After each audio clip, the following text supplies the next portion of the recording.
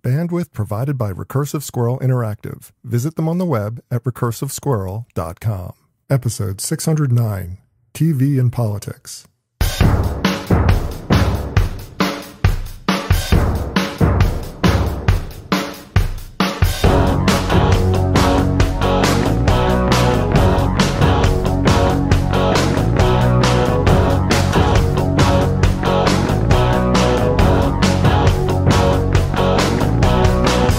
Monday, September 19th, 2020.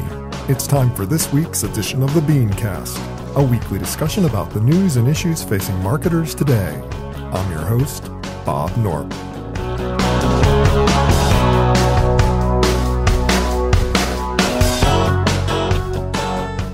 Thanks for joining us. TV and politics have always gone together like peas and carrots. So it goes without question that TV is an essential component for every run for public office. But does the medium actually change minds any longer? Tonight we'll discuss. Also a post-mortem on Prime Day, the continued reimagining of agency roles in work life, an influencer promotion prompt from Instagram, plus this week's Fair, Fail, Foul. That's the lineup. Let's meet tonight's panel.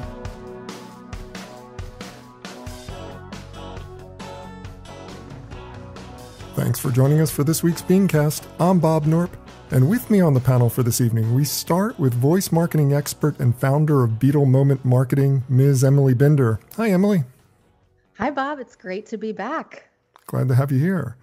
Now, next up, he's the founder of 6 Pixels Group, author, blogger, podcaster, and keynote speaker, Mr. Mitch Joel. Mitch, I lust after your hardware. Bobby, how are you? I'm doing well. And finally, she's the chair of the Management and Marketing Department at Oakland University. We welcome to the program for the first time, Dr. Janelle Townsend. Hi, Janelle. Hi, thanks for having me, Bob. I'm glad to be here. I'm glad that you can make it, and I'm glad all of you could be here because we have a lot of great topics to cover this week. And first up, old school politicking would suggest that whatever else you do, TV needs to be a part of your campaign. And to this day, both pundits and practitioners measure the effectiveness of a campaign based on television spend. But now this mandate and yardstick is being seriously called into question. A lot of people are wondering whether or not it's still changed minds, whether it's still effective at motivating the base. Are there better ways to spend the money? And I'd love to get your thoughts on this, Janelle. Is TV marketing still the best way to spend campaign dollars when running for national office? Well, thanks, Bob, for asking about that. You know, I spent a little time doing some just, cursory research to find out what have academics looked at in the past and, why has this become the, that metric, like you said, for determining, if a campaign is being successful or not. And I think a lot of it has to do with the correlation between dollars raised and number of ads. And so I think that awareness that people have about a campaign that's generated from the TV advertising really has a lot to do with that. There's already been $1 billion spent in ads already, TV ads alone already this year. Really? I didn't know that statistic. That's pretty amazing. $1 billion already for TV this year. Yeah, I got that from NPR. Sorry. Wow. Yeah, that was on October 13th. They put that out there. So I thought that was kind of an interesting number. And so that was sort of what I took from that. And the other thing that's interesting, though, is that there's been a higher proportion of the ads are coming from interest groups now, not just the campaigns themselves. So if we, that's part of that $1 billion that's been spent. So I think that it's kind of an interesting way to look at this right now is, how much total is being spent? Why is that being spent? And is it really a metric of success? And I think the only reason it would be a metric of success is because of that correlation with the dollars raised. The more money you have available, the more money you're going to spend on TV advertising. Which seems kind of ludicrous. It seems kind of ludicrous when you think about it, because At this point, especially when you're talking about the national races, the big races, like the presidential race, which would be the most obvious thing to focus on right now. Are these ads changing minds or just motivating the base? What is the point of doing television advertising when there's so many more effective means of raising cash, of getting the base turned out? The digital campaigns are so much more effective at doing that, at bringing about the kind of voter turnout that makes for a successful campaign. And yet we spend all our money on TV and we evaluate the success of the campaign based on how many dollars are plowed into TV. Yeah, this is Emily here. I think you're totally right about that. It's such an outdated way to approach things. And if you look at the 2016 campaign, Hillary Clinton spent $768 million on TV. Trump spent $398 million. And we know how that worked out. Plus, if you look at Biden and Trump, these are well-known guys. Nobody's going to change their mind about them. We've already seen them on TV and have a very good sense of who they are. So they're not going to be changing a lot of people's minds with this TV spend. I don't think they're spending in the right place. But the other part is that it is really antiquated when you just think about what's the general reason it was done. General reason it was done is because candidates weren't getting the platform to communicate their message. The news would say what the news wants about each candidate, and they saw this as a sort of equal opportunity moment to put that message out, whether it's interest groups or directly from the candidates themselves.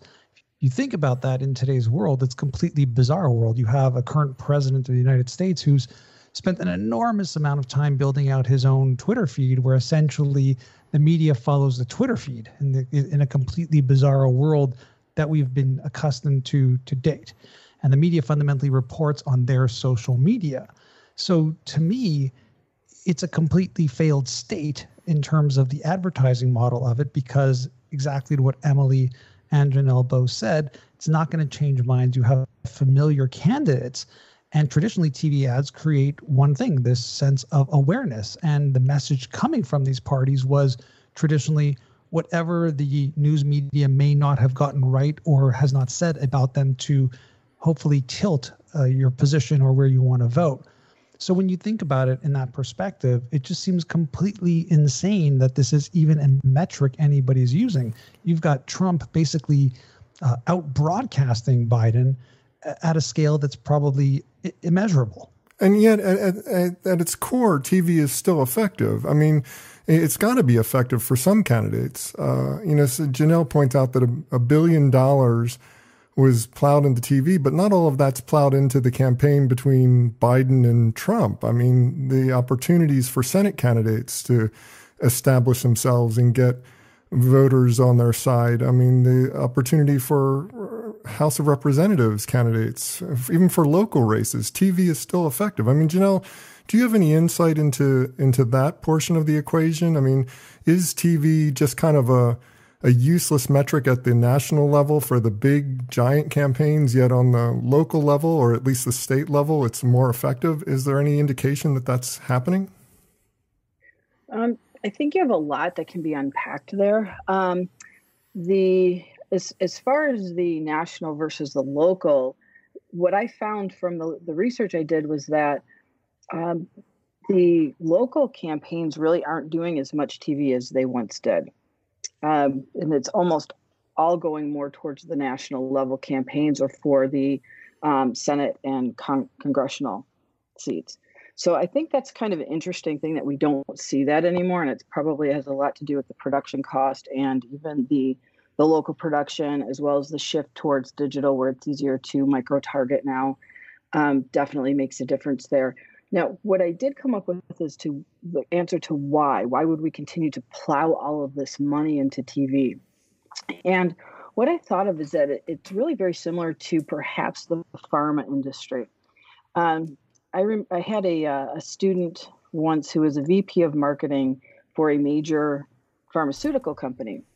And, it's always fun when you get people like that in your classes, because it becomes almost more of a conversation sometimes. And it's more me putting a framework from a theoretical perspective into some of the things that they do on a practical level. And what he had told me, which I thought was really interesting about pharma, is that they put all of this money into advertising for drugs that are really obscure drugs. Something that treats a very a cancer, for example, that treats a very small amount of the population actually gets that cancer. It may have it at that given point in time, and it happens to be running on a number of TV channels on, say, Sunday morning news shows. And I couldn't figure out, why are they spending all this money to get to this very small population of potential consumers? And they said that, or he said that the reason that they did this is because if they can sell just a couple more, they can just get a couple people going into their doctor's offices, that it makes a huge difference. And that if they don't get good bandwidth within the first few months of a drug being out, then they're not going to really get a lot of awareness created ever for it, or a lot of demand for it, especially these very specialized drugs. So I think that it's sort of a similar type of thing, that we have so few people who haven't changed their mind or haven't made up their minds about the election, that we're just trying to get to those few people. And if maybe we can get to somebody, we can make a difference in this election. I mean, think about Michigan, the state I'm in, was won by Trump by less than 11,000 votes. Yeah. It seems like, if that's the case and you're trying to reach those few people that are still undecided, targeting them on Facebook, for example, would be a much better play. You can get so granular. Facebook gestates intent better than any promotion or advertising channel. It's much higher up the funnel than anything else. How much? But it speaks to the challenge, which is that we typically see TV spend as this mass media hit everybody when you can. And I think Janelle is pointing to this really interesting thing, which is we know that even TV advertising has fundamentally shifted to a moment where you can, really think about things from a localized and a more fragmented area. And I think that speaks volumes. But on the other hand, as a person who spent a lot of their career in the advertising space, it's mind-boggling that you would use then that format to do that, because of exactly what Emily said. It's such a crazy paradox when we think about it.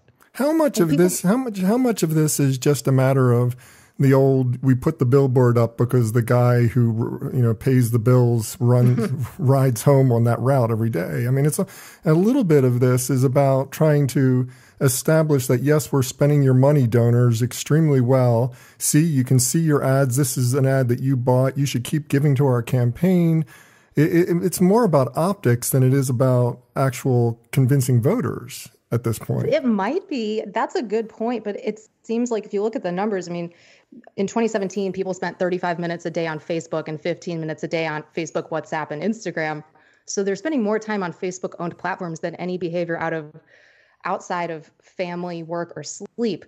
They're more likely to see those ads on a digital platform and think, oh, there's my donation working for me, than TV. Who's watching TV? And not only that, we know that mobile in the home has surpassed TV consumption usage as well.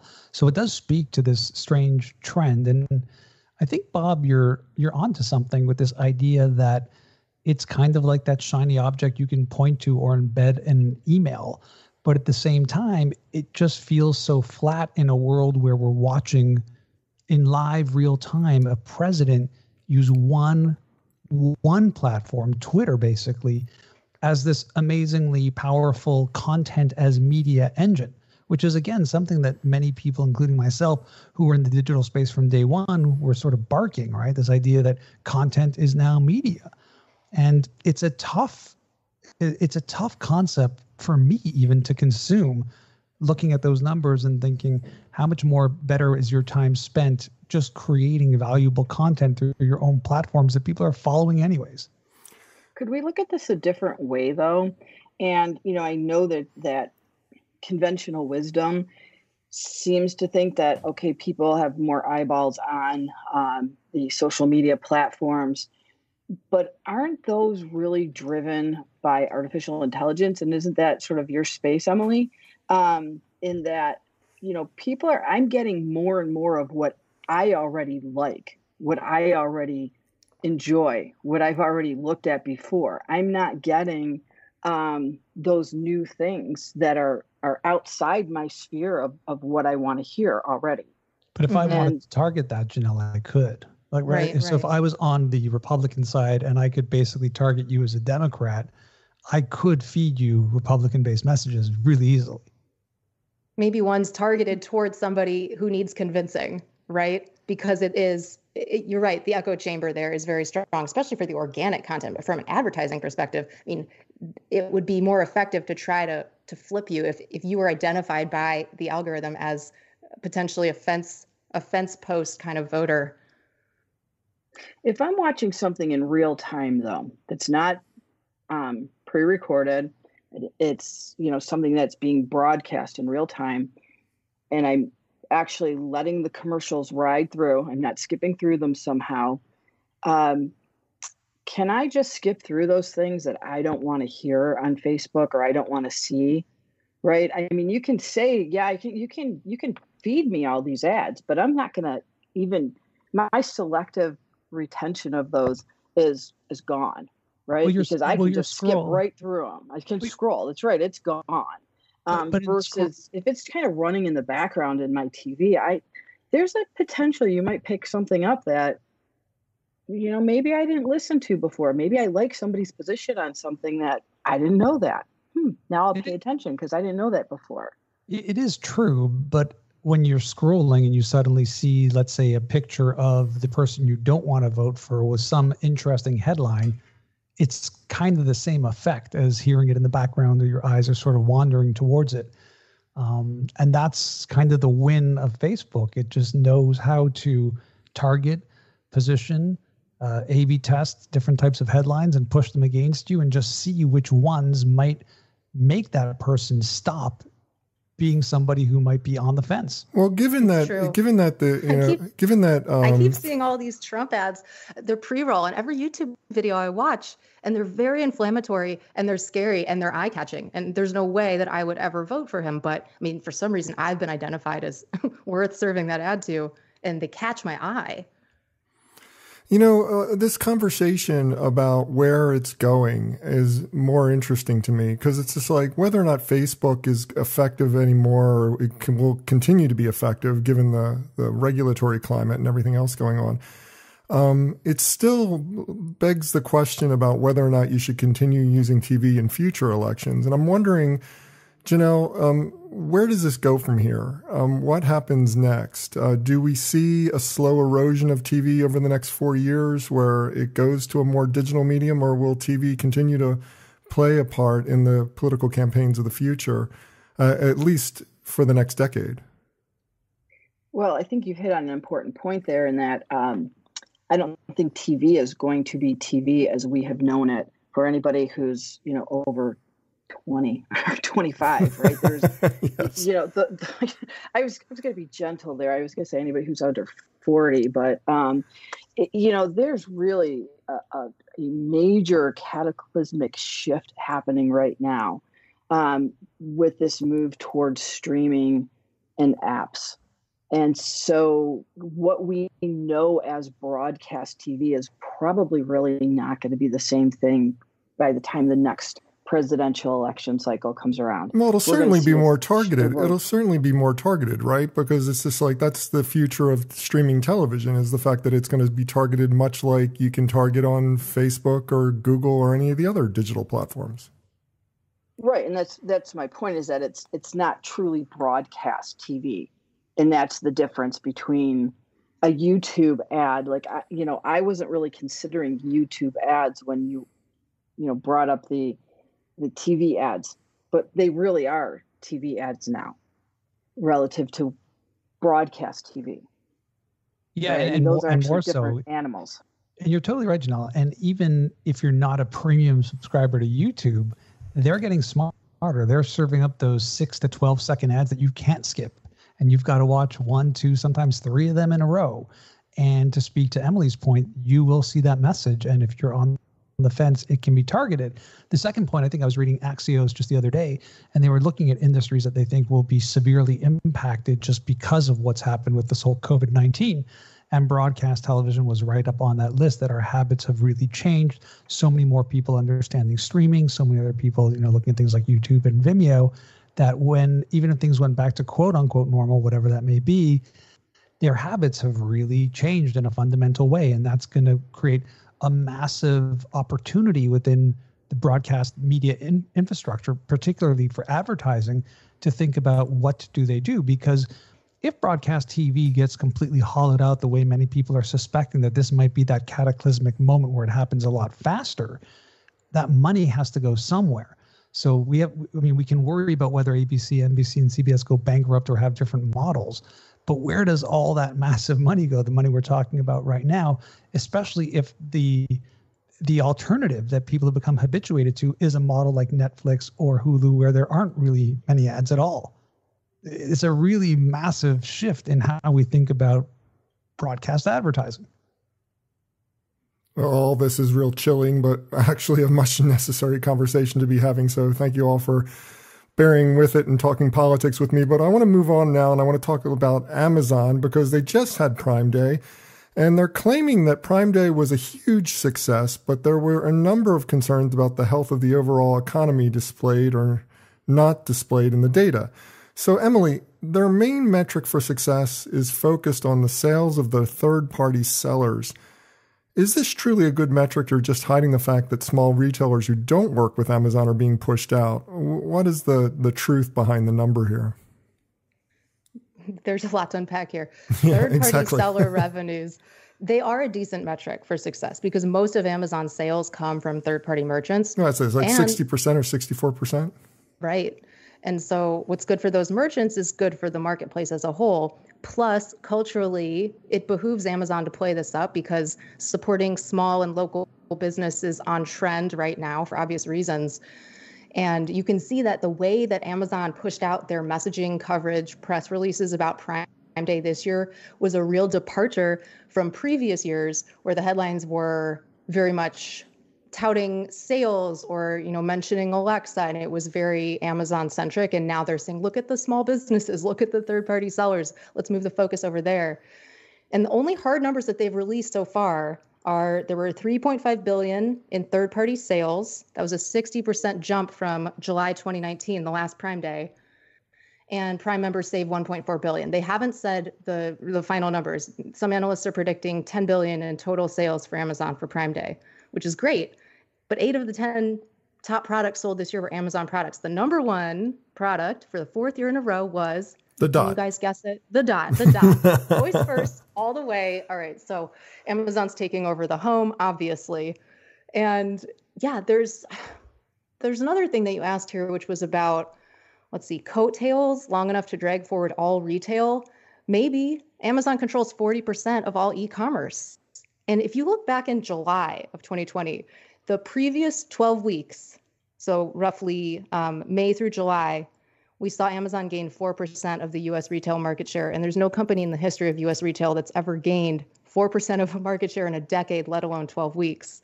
So in that regard, the coattails could drag forward all retail, at least in motivating anyone who hasn't digitized their business to do so. And that's a real impact here, which is something that Mitch has been talking about all year. Like this is the moment where people turned around and said, oh, shoot, I haven't figured out e-commerce yet. And lit a fire under them to do that. Yeah, maybe it's the Canadian in me, but I see this as a direct signal to Shopify. That's what I really took out of that metric about it being third party, because, while Amazon is out there touting retail, Shopify is out there touting helping entrepreneurs build their own businesses and not within an Amazon ecosystem. So there's that. And I also think that the issue I see from my own perspective and then my own sort of anecdotal people that I know is there is mass brand confusion with these third parties. I mean, if you've ever done a search for a webcam, for example, you will not see any brand names you are familiar with. They all look like things like Logitech and other companies, but they're patently third parties that don't look quite as good and operate quite as good. And the reviews say so as well. I think this is a massive challenge for Amazon. And while the Echo was the number one selling component on Prime, again, that's another signal that they are pushing their own products and also pushing their own path. They want these products in the home so they can basically give them away. And that's why those numbers are so low. lack of buzz, lack of attention. I mean, there's a lot going on in the media. We've got a pandemic. We've got in the U.S. an election. We've got other issues happening in countries all over the world because of the pandemic and the economy. I actually think they took a bit of a backseat knowing they had to run it, but probably if pushed, I don't think they would have wanted to run Prime Day when they did. You know, one of the things that's interesting about the third-party number is that it's coming on the heels of a lot of mass protests against the company. Janelle, maybe you can speak a little bit to this. What happens is the retailers, the book retailers out there, the independent booksellers have put together a massive campaign against the company. You've got retailers who are working with the platform who are complaining about how they just put the retailers out of business. I know that Wendy Cooper, who comes on the show all the time, has just been ranting online that her toilet stool that she is marketing and advertising and putting a lot of effort into Amazon selling has just been copied by the platform, which is a real regular trick that Amazon plays. They find what's selling a lot and then they make a product or their own version and then they undercut the seller. So it seems like this whole third-party seller thing is just a bunch of smoke and mirrors to cover their tracks, or at least to make them look good in the minds of third-party sellers. But they really have a lot of problems, don't they? I definitely agree with you on that. But it's, there's another way to look at that, though, too, in that Walmart has always done stuff like that, too. Oh, yeah. Except that they've been Walmart branded products that they've gotten from these third party sellers. And so maybe their supply base has always had an issue with them doing that. So it's just happens to be that they're doing it in a physical space as opposed to virtual that Amazon's doing it in. So I'm not sure that it's necessarily something new. They're just taking a page out of someone else's book and applying it into the context that they're in now. I wasn't trying to suggest that it was something new. It was more that it's just like they have a PR problem. And by saying that most of our sales or a big portion of our sales went to the third-party retailers and that they did extremely well, it seems like that's more of a PR move than an actual number that's showing that third-party sellers are doing fine on the platform, because I don't know that they are. Well, especially because Walmart, Amazon, and Shopify is not included in this because Shopify is essentially a shopping cart for people to build their own sites. But if you're looking for any of these products and you look on Walmart and Amazon, they look exactly the same, which is another fundamental truth. We're in a world where everyone, big and small, has some kind of marketplace. So if they don't have the product you're looking for, they damn sure will try to have a third-party reseller who can handle it for you. And again, if you're selling on Amazon, odds are you're selling on Walmart. If you're selling on Walmart, odds are you're selling on Amazon. It does look the same. And again, I think the real struggle here is how do you create true value? And also at the same time, we're not really talking about the customer. I don't know how great this is for the customer. I'm not sure I'm feeling it because the brand name products that most people are looking for aren't available. These third parties get pushed to the top. They're buying less better quality products, and at the same time, it's just not there. You see it in the reviews. You can really dig in deep and see it. Amazon has a massive problems with these third-party providers because the good ones are getting pushed down, and the ones who know to game it are gaming it with inferior products. So it's going to be a big problem. Mitch, I think you've got great points there. But I'd like to go back quickly to something that Bob had talked about or led this area of discussion with, is the PR associated with the third party and trying to improve Amazon's image by, talking about these third party retailers and how they're helping them so much. I just saw an ad for for Walmart, where they were touting their Made in America and how many small companies they have helped with making things in America, and how they're selling all of these things out. And I thought it was really fascinating because they're one of the companies that's really gotten hit by the nationalistic and some of the trade issues going on with China, because they've always sourced so much in China. So I think it really kind of relates back to this idea of trying to improve their image and by promoting these things. And I think that was a great point. So there's a couple other things I've written down here that I would like to just kind of share. And I think goes to your point, Mitch, about Amazon trying to get into our homes, is the same Ring 2 doorbell that was available at Costco last week for $119 on sale was $69 during Prime Day. So I thought that was kind of an interesting pricing situation. That's clearly to penetrate the Ring doorbells and to get people to be part of the Amazon ecosystem within their homes. So that really goes straight to that point. And then one of the other points was about raising sales of all internet sales. They were up 33% for all other non-Amazon retailers during Prime Day, supposedly.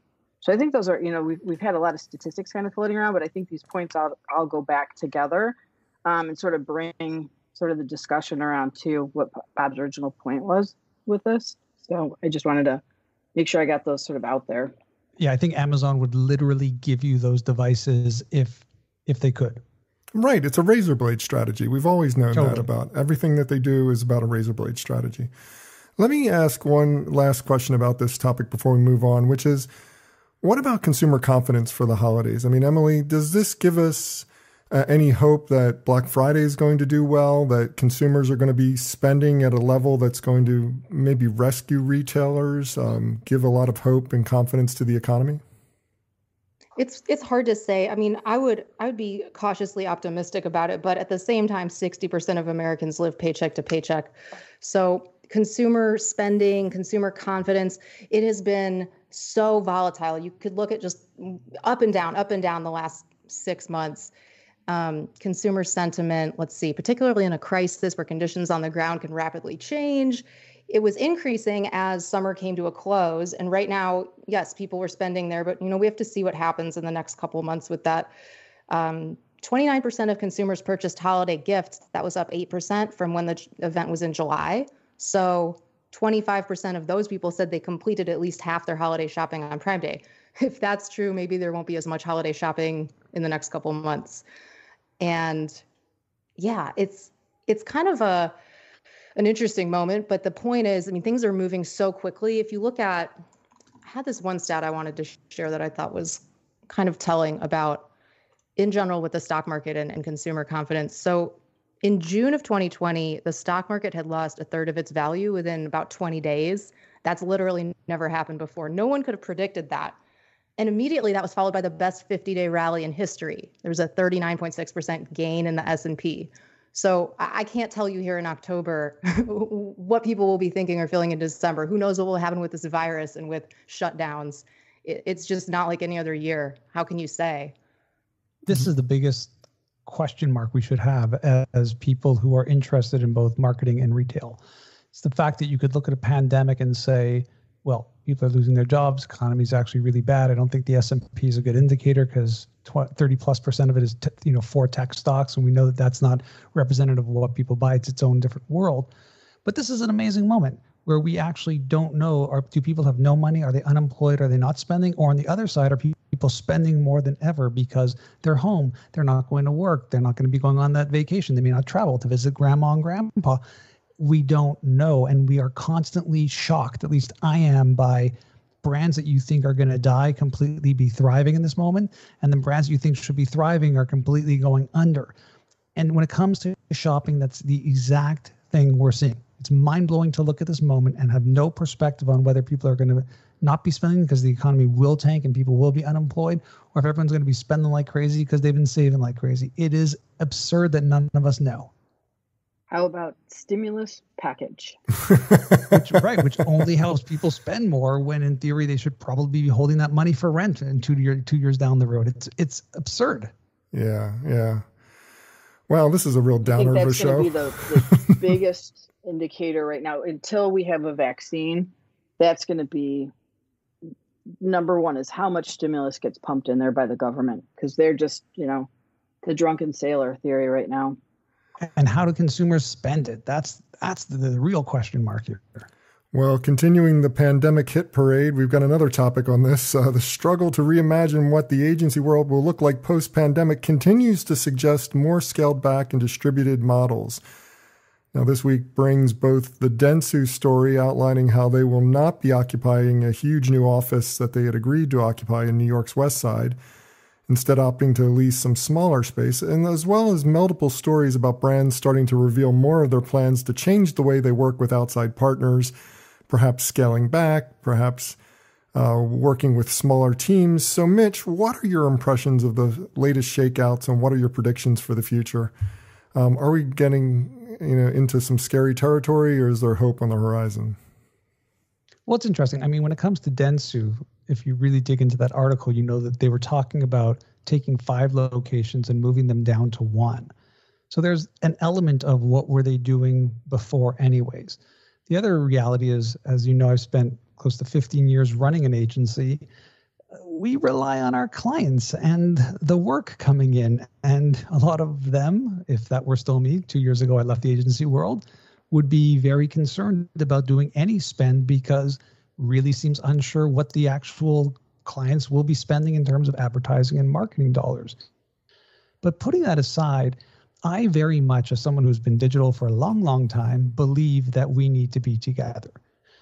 Agency has very little besides culture. They act as an anchor for clients. To a certain degree, our agency offices ran almost as WeWorks for our clients. They would love to get out of their office and spend time at the agency. It was a funner experience for a lot of the brands that we worked with. It was just the moment that they were doing this. So I actually think that Susan Cain, who wrote Quiet about introverts, was quite right. For years, she had been saying that this open concept, big thing doesn't work. People need privacy. They need the ability to think. They need the ability to somewhat be alone while at the same time being together. I believe that this is pushing that forward. It's time that we rethink this whole crazy open office space. People need to focus, but at the same time, they need to be together. We had a moment here in March where COVID-19 struck the world.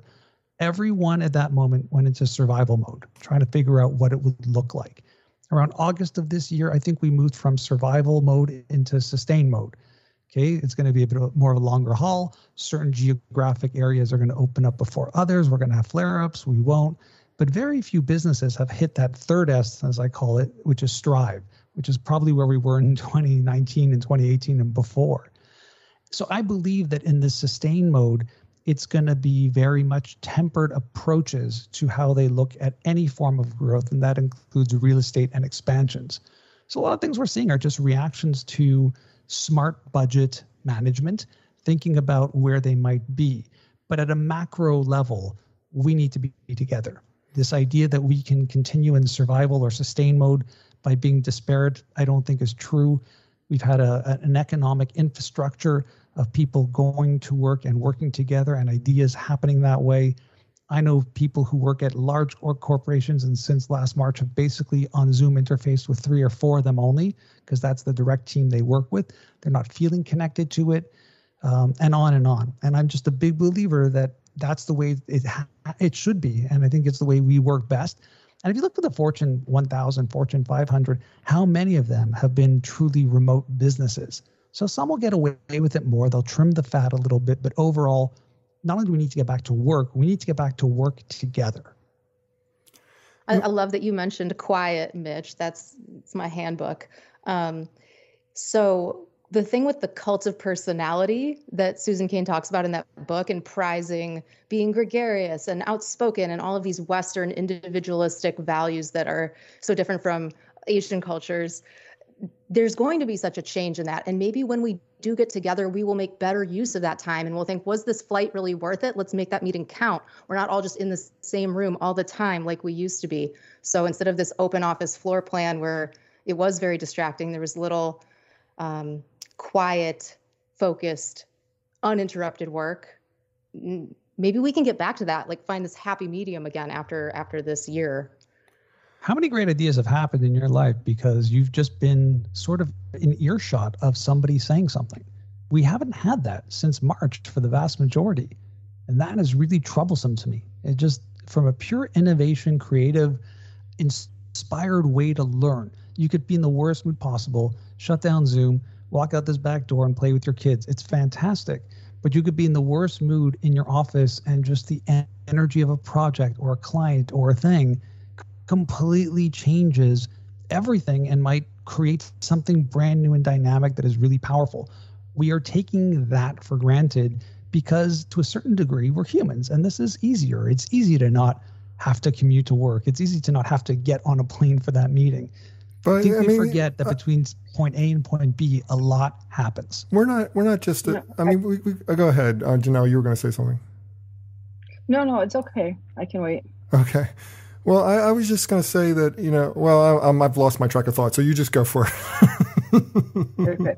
Well, I'm sorry I interrupted there. It's kind of tough, and that's one thing that's definitely missing in the digital world, right? Is that ability to anticipate when other people are going to be talking through body language, and that's definitely goes to Mitch's point. Is that part of the whole communication process is much different in this space than what it is when we're together physically and can just have chit chat conversations and hallway conversations, if you want to call it that, or we used to call it the water cooler back in the day, right? And talk about what was on TV the night before, which we don't have either now, right? So since we've gone to apps and no water coolers, but I think pendulums swing.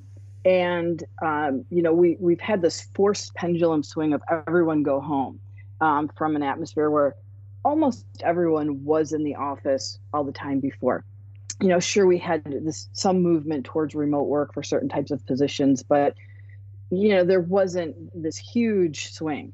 And we've certainly had this huge swing of this pendulum. Now, will the pendulum go all the way back in the other direction to where all of a sudden, we get a vaccine and there's this mass exodus back to the office from home?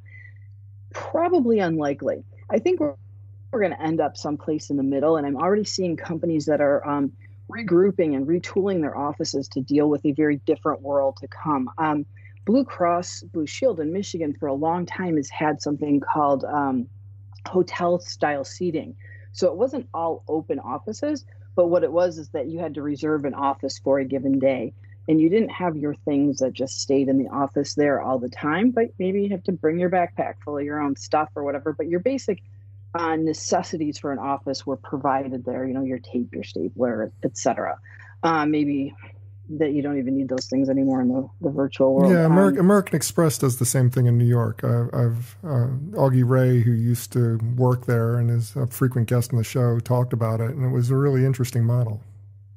Yeah, and Ford Motor Company, actually they call it the Glass House in Dearborn, which is their original big headquarters building there. Is all made of glass and very kind of 1960s looking building. They had everyone come into the office this summer, I'm sure at staggered times, and take all of their personal things out, and they're completely redoing the entire building to be based on this idea of, I don't know what the word is or if there's been a term coined for it really yet, but, essentially this hotel style seating and this idea that people are rotating in and out and may not be there for a full 40 hours a week anymore. So I think it's an interesting idea, but I think that people know we need to be together. We're humans, right? There's something in the human condition that we need to have that interaction, especially, as Mitch said, to innovate and to develop new ideas. But is it going to be all the time anymore? Probably not. Yeah, and I think that's going to have an immediate and profound impact on both productivity, innovation, and overall profit and growth. So if this continues, I would see this as a dramatic slowdown. If you're getting people together once, twice a week, it's going to change everything because it changes the entire infrastructure. People then, we lose all those blue collar businesses that come from around those spaces. That changes the dynamic. People who are living in condos downtown next to work start hitting urban sprawl, which isn't really urban sprawl at that point. It becomes literally urban immigration because you just move to other parts because I only got to come in once or twice so I can move further out. And communities get built there that are very different than work-oriented ones. I'm not saying that's good or bad, but we talk about this as if companies are adjusting to this new reality and making work the way they're making it without really thinking about the macro implications of what happens to the community, the economy around it, the people who have to go to it. Not their responsibility. and how they think. It's not the, but Mitch, I mean, I'm just, going to take a little bit of a Friedman approach there. The role of a business is to make money, right? Is the role of the business to be concerned about, what happens to Joe's sandwich shop? That's Joe's business's problem. No, I know agree. It's not necessarily, politically correct, or maybe it's not the right way to think about things. I mean, we do certainly have the triple bottom line that people look at now, but you have to survive as a business first, right? No, I agree. I think my point is that if they pursue that, they're going to see productivity drop, innovation drop, and ultimately sales drop, and have to retreat back because this model won't be sustainable for them based off of what they plan to do as a corporation that wants to grow and make money.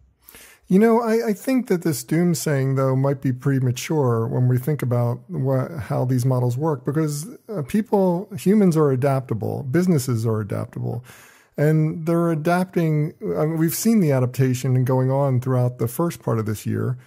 As we move into the second part and into the winter, I mean, I think you're going to continue to see different types of interactions between employees. I mean, one of my best examples of that is one of the most highly creative moments of my agency career was playing Marathon over the LAN network and just chatting with people via the phone. And you came up with all kinds of ideas as you were playing this video game. I think that, that kind of interaction with fellow employees is going to be the godsend that you're looking for. It's going to be the opportunity to work distance and actually have these personal interactions where you get inspired and have creative ideas and have that kind of innovation going on within your organization. So you may be right. I mean, you may be right. I just think that over the years we have had work from home, we've had remote offices, we've had all of that. But we haven't had the mandate. We've had the opportunity to work for distance, just like we've had the opportunity to stream content. But when we had to stream content, when we had to work from home, suddenly we were forced into having to be innovative about it. And it's forced a lot of change into the organization and into the way that people interact with each other. So, no, I agree. I just feel, and I know I'm in the minority here, that this is not the way that it really will help an organization innovate and strive. It's my own armchair quarterback thought when I look at it. The fear is real. There's another aspect to this, which is what state do people come up with their best ideas in? So if you are an extrovert, you might get your energy from being in an open office floor plan, having group discussions, but some people who were clocking in, had a 9-to-5, going to the office, being sedentary with their butt in a chair, not getting many steps a day, can now go for a walk, like Mitch's morning walks, and take beautiful photos at 6 a.m. and watch the sunrise and have morning pages and have this better lifestyle where they can move around and go outside, or maybe it's playing with their kids, taking a break. And I think that's conducive to a lot of creativity and thoughts. And you can go listen to a podcast, and I get a lot of ideas from that, not from these Zoom calls for an hour where everyone's just sitting there like looking at the grid. That doesn't always produce, I mean, to me, I get more when I go on a walk and think quietly, or maybe have a one-on-one phone call. And Emily, we've long known that different types of work has different levels of creativity necessary and different types of environments necessary to engender that greater degree of creativity. So someone who, and so I think it really depends on what type of work we're talking about. If we're talking about the creatives, I agree completely with you on that, and with Mitch in that this idea of that we need to have that interaction, that physical interaction. But if we're talking about task-based work, a lot of that perhaps, doesn't need that ability to go out and take a walk. Right. And that's the type of work that historically people have looked at as needing to be done in an office environment where people could be supervised. And so you can watch if people are actually, processing their accounts payable, or, different types of task-based things that are just, I'm not coming to mind any good other examples than accounting type work right now. But do you see what I mean? Doesn't that kind of make sense? That there's a difference in when you need to be creative and when you don't? I will say this, I hope you're both right. And I absolutely do. I just, in my experience of running an agency and seeing people work in different countries and different time zones, we just had a hard time connecting individuals who are more freelance and more adjunct into the culture, into the growth, into really pushing it forward. There's a massive difference between a corporation and the agency model. And I'm coming at it from the agency model where all we were was our culture. And I'm coming at it all from. Sorry. I was going to say, culture is going to be definitely a very difficult thing to be able to convey in this environment. You know, having corporate culture supersede other cultures that people have in their lives, whether it be their ethnic culture or their home culture, or, you know, these different, you know, we all have different layers of culture in our lives. So I think you're 100% right. That's going to be very difficult. Mm-hmm. Well, I'm coming from it from the standpoint that culture is no good anymore because I'm too old to be won over by the culture of a company. So there you go. That's okay, Bob. Well, we're going to call you a cultural anarchist. You're going to call me an old fuddy-duddy is what you're going to call me. Anyway. There's a culture of BeanCast. I know what it is. There you go.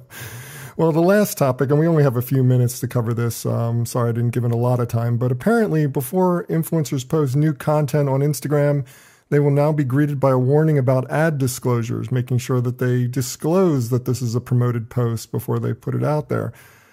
Will this have any impact at all? I mean, are influencers who buck the rules really this clueless, or is the problem more about willful obfuscation? Any thoughts on this? I'll go. As always. I'm a panel hog. I apologize, Janelle and Emily. Influencers are not journalists. And what I mean by that is we expect all influencers to follow this sort of professional code that had been long established in terms of this sort of quid pro quo between organizations and media and how they deal and how they connect. They're just individuals. And when you look at what's happening in these instances, and again, I live in Canada, which can be somewhat similar to the UK in terms of how much tougher we are than the US on things like, you know, advertising to kids and disclosure and stuff like that. Influencers, it's really hard for them to actually disclose. They are typically people who are always promoting. So there's no certification here that says you are an official influencer and you must follow these rules. It's more of a, if you are a brand dealing with an influencer, walk with God. Like, good luck. This may or may not work. And the truth is that incentivized is not always paid. It's very opaque. And when you look at this stuff, I think about things like YouTube, where most of these influencers on YouTube are spending all of their time immersed in a myriad of brands. And it would be hard, if not confusing, to say this person compensated me, this one only sent me a product. This is a product I actually just bought and really liked. And it seems very convoluted. The only way to truly rectify this is to actually certify or do something at the influencer level to make them follow a code of conduct that they want to be a part of. And that seems more absurd to me than the law does.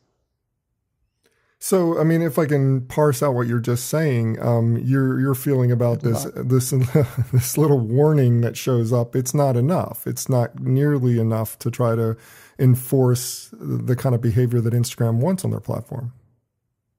Again, define incentivized. It's a tough thing when it comes to influencers. I could be an influencer for a product and be ranting and raving about it, and somebody loaned it to me, or it's on loan, or nobody paid me, but they gave me product, or they're paying me, but they didn't give me the product. I had to buy it. It's very convoluted when you actually follow influencers and watch what they do. It's hard to see and know, even if it was overtly saying paid, what part, where, and why.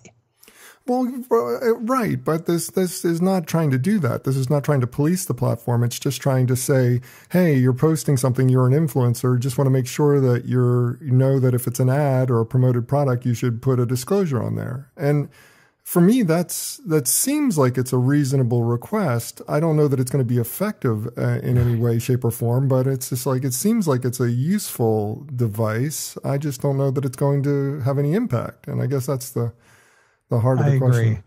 Well, it's a My good less roundabout way.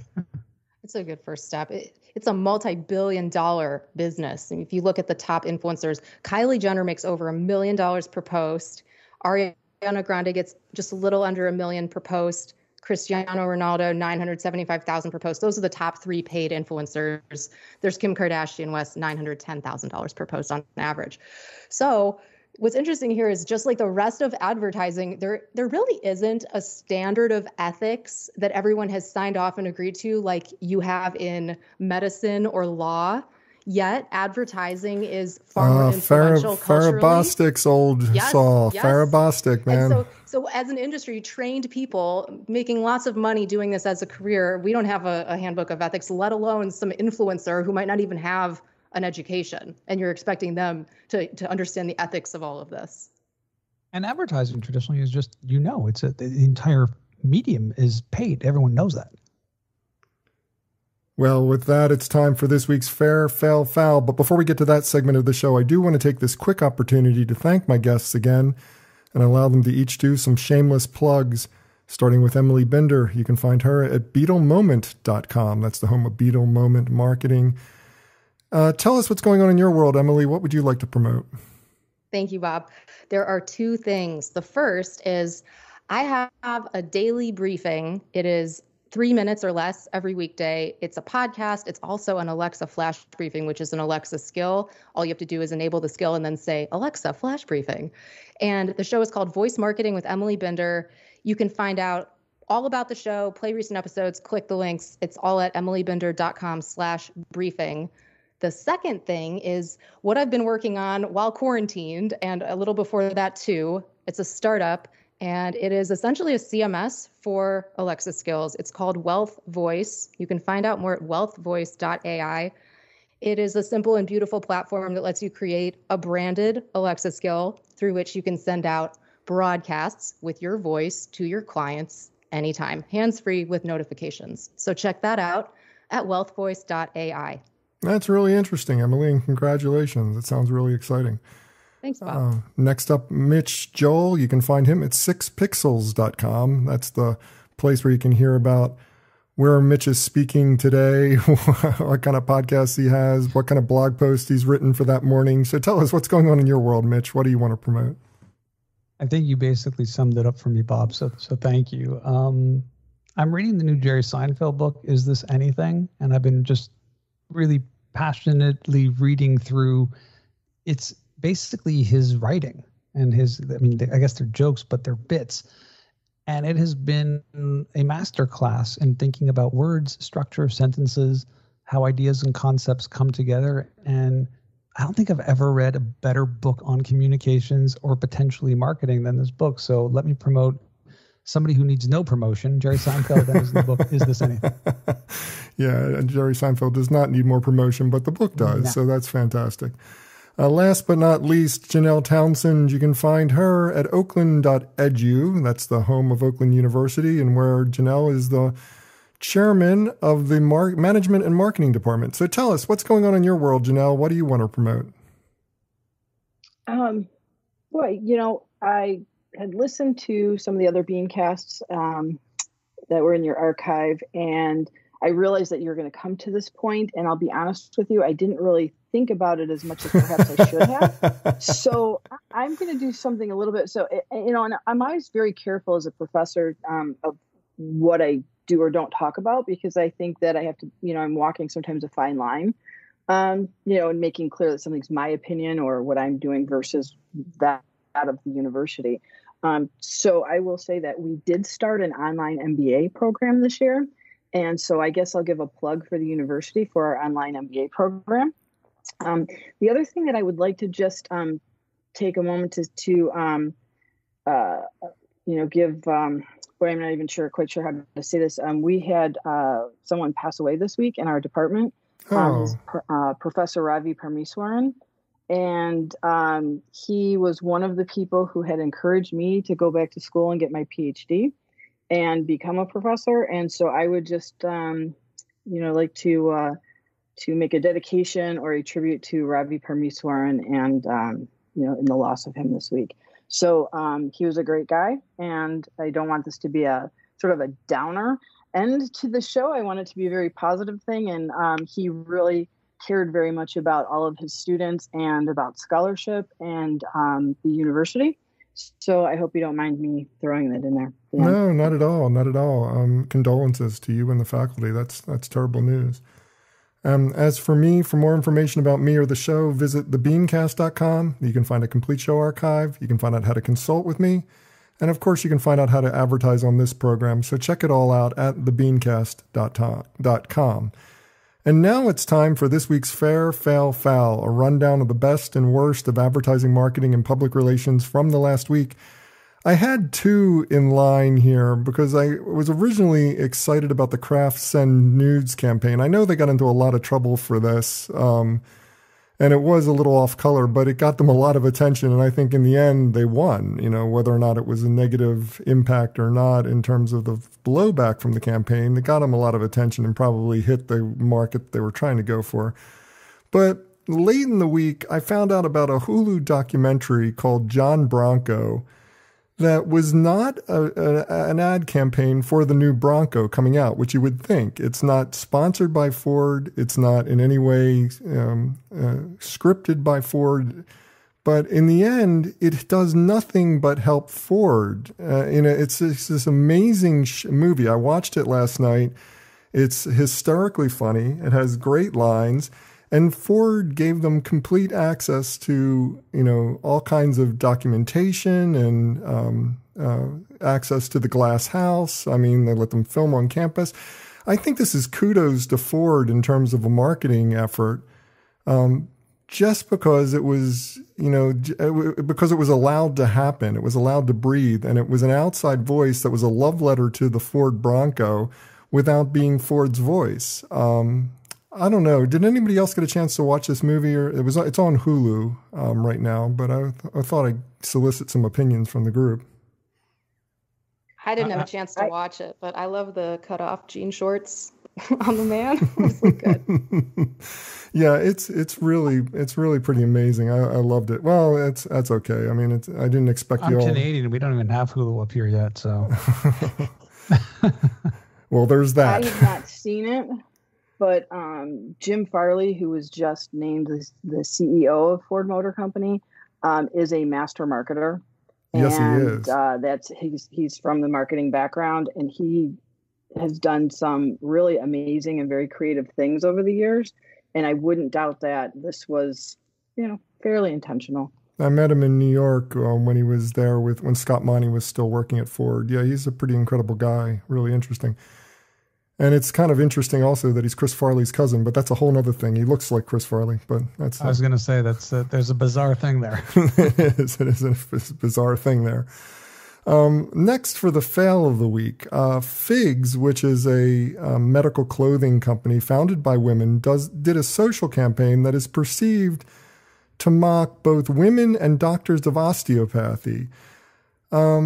This is a weird one, Janelle, because it's just like the company is female founded. You would think they'd be more sensitive, but they had this woman come out in this video reading medical terminology for dummies, reading it upside down, and then it goes and pans in on her doctor of osteopathy label there. I just don't understand why anybody thought this was a good idea and that it wouldn't piss people off somewhere.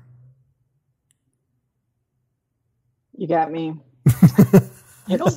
I agree. Really blew my mind on all the news because I was following it really closely, that they didn't blame the agency. I think this is the first time in the history of bad advertising that the brand didn't blame the agency. So good on them for actually taking ownership of the stupidity. Yeah, absolutely. They need to read Advertising for Dummies. Yeah, I think they do. And last but not least, the foul of the week. The Richards Group is under a lot of scrutiny right now, and they're losing clients left and right because the founder, Stan Richards, was in a meeting and said something that was not appropriate about one of his clients. He's talking about Motel 6 and said this idea was too black and said that it's not going to resonate with their white nationalist audience. And of course, everybody got righteously upset about it. They started... a lot of clients bailed immediately on them.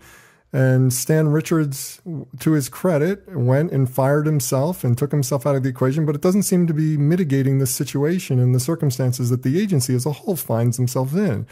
And Emily, I know you had some thoughts on this. I thought I'd go to you on this one. What do you think about this situation? What's going to be the net of all this? This is awful, and it's a huge unnecessary overreaction. So first off, this was an internal review. It was never supposed to get out. Somebody essentially snitched on Stan Richards, and the whole thing is in these reviews, in order for it to be a creative process, you have to be able to speak somewhat freely. He's not a racist. He has been running this account for Motel 6 for 34 years. He knows the audience. And although the way he said it was probably, it could have been done better. It was indelicate and possibly offensive. The idea behind it is really just what the idea of any kind of ad is, which is you have to figure out who the casting, the look, the tone, the colors, the typography, everything that goes into it is very carefully curated for the audience. So it sounds like some 25-year-old just had this, I don't know, triggered political correct moment and ruined this man's career and all of this business. You know what else? He's one of the last that's a little bit of an overreach that ruined his career. I mean, the man is an 87-year-old man who really probably should have retired long ago, but that's beside the point. He's not going to leave on a high. That's for sure. Tainted his legacy big time.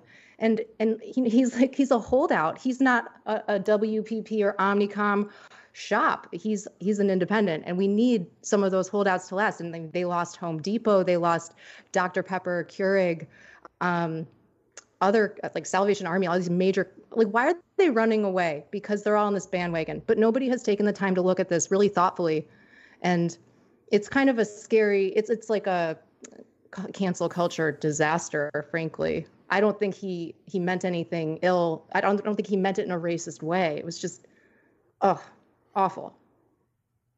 Any other thoughts on this? What this goes to is that we better be careful how you frame your target markets. Yeah, I think. You know what? Dan Goldgeier and David Byrne, who are BeanCasters, they did an episode on their show, which is called Ad Chatter, all about this. It's 20 minutes long. I suggest you guys, anyone interested, go listen. But, I listened to it, actually. Yeah. I noticed, I appreciated that you had posted that on LinkedIn, and I actually listen to it, and I agreed with quite a bit of it. But I think what it boils down to is the business environment we now operate in, right? Because the business environment is couched in the broader environment. And we need to understand that you have to choose your words very carefully now. And that goes to how we go about establishing our target markets and understanding that our target, how we phrase things will matter a lot, whether we like it or not, whether we agree with it or not. It's not up to us as individual business people to necessarily be concerned about changing the environment that we're in, but understanding what it is and reacting appropriately to it.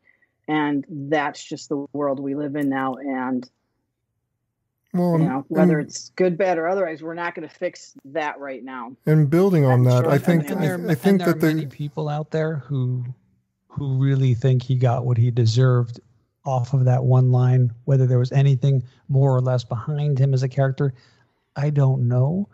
But that is the sort of extreme world that we live in right now. And I think Janelle is spot on that, unfortunately, a slip of the tongue, maybe there was more behind it, maybe there wasn't, but it gets called, and that's where it happens. I think the bigger story, it's sad on all sides. It's terrible. The bigger story here is that we need to be aware that there is no private conversation anymore. And I think that's a bigger story here. The fact that he thought that he was in a private meeting and he wasn't, because it's just like someone could easily report him out to the rest of the internet about this particular thing that he said. And that's important for us. It means that we have to police ourselves when we speak in private as much as we have to police ourselves when we're in public. And we need to examine whether or not we're being inappropriate all the time. I think that's a good thing to happen for any kind of organization, to have that kind of level of just thoughtfulness about what we say and what we do. Well, have a suggestion for this list or just want to discuss it? Comment online. Use the hashtag FairFailFoul. That's #FairFailFoul. And that does it for this week's show. If you'd like to subscribe to this podcast, visit our website at thebeancast.com and click on the subscribe link. If you're an Apple Podcast listener, we've also provided a direct link to our listing there, or just search for the BeanCast in the podcast directory on the Apple Podcasts app. And whichever podcast directory you use, when you subscribe, please leave us a review. Got a comment? Have a question? We'd love to hear from you. Just send your emails to beancast@gmail.com. Opening theme was performed by Joe Seibel. Closing theme by C-Jax. Thanks for listening. I'm Bob Norp. We'll be back again next week. Hope you'll join us then.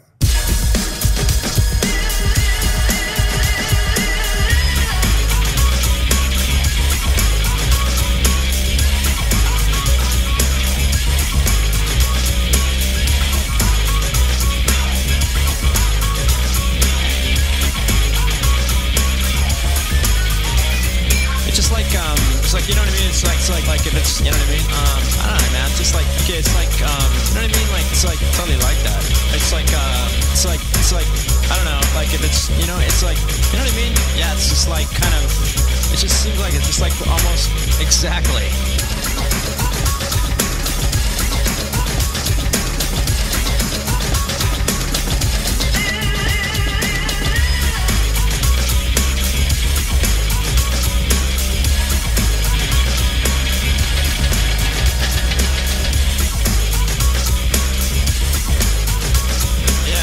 It's like exactly.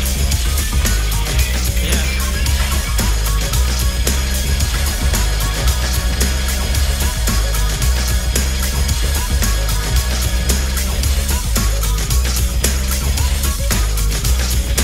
You know what I mean? Exactly.